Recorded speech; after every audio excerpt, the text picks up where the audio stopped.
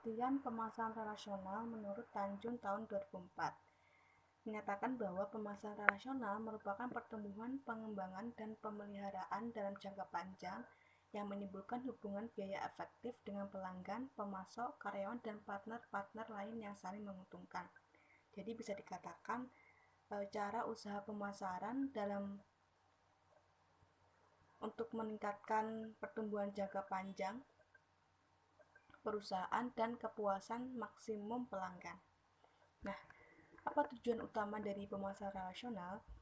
Tujuannya untuk membangun dan mempertahankan pelanggan yang komit, yang menguntungkan bagi perusahaan, dan pada waktu yang sama meminimumkan waktu dan usaha yang dikeluarkan untuk pelanggan yang kurang menguntungkan. Nah, di sini ada beberapa komponen dari relationship marketing, yaitu yang pertama ada core service performance, yaitu kemampuan yang dimiliki oleh pemasar untuk memberikan kinerja inti layanan kepada pelanggan sebagai dasar membangun hubungan jangka panjang antara organisasi dengan pelanggan. Jadi kinerja suatu layanan sangat diharapkan pelanggan untuk memenuhi harapannya.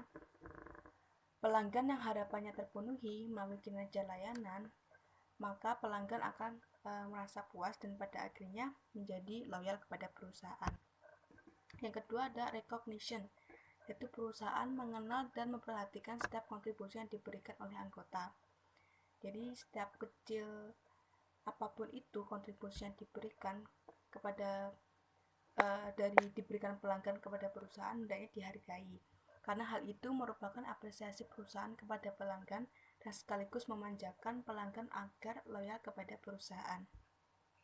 Yang ketiga ada enhancement of member interdependence, yaitu pengembangan keterkaitan pelanggan merupakan aktivitas relationship marketing yang memfasilitasi pelanggan untuk dapat meningkatkan keterkaitan antara pelanggan dengan perusahaan dengan pemasok, sehingga menimbulkan pertukaran nilai bagi perusahaan. Nah, perusahaan hendaknya dapat menarik pelanggan-pelanggan baru, baik pelanggan potensial maupun pelanggan dari perusahaan pesaing. Itulah sebabnya perusahaan harus mempertinggi kepuasan pelanggan agar pelanggan merasa diperhatikan, sangat dibutuhkan, dan pada akhirnya akan bersedia dengan senang hati mempromosikan usaha perusahaan kepada rekan-rekan pelanggan yang lain. Yang keempat ada dissemination of organizational knowledge.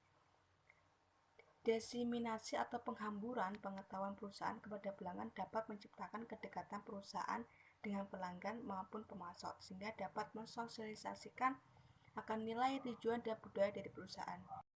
Jadi perusahaan dengan senang hati dapat memberikan pengetahuan, pengalaman, dan saran yang baik kepada setiap pelanggan atau anggota organisasi.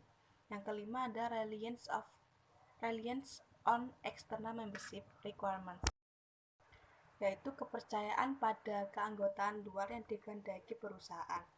Hal ini tentunya menuntut perusahaan untuk memberikan layanan yang terbaik kepada anggota intern terlebih dahulu agar dapat menarik anggota lain atau anggota baru seperti yang dikehendaki. Perusahaan hendaknya dapat memuaskan harapan para anggotanya, karena para anggota yang puas akan dengan senang hati mempromosikan usaha perusahaan kepada teman-teman yang lainnya.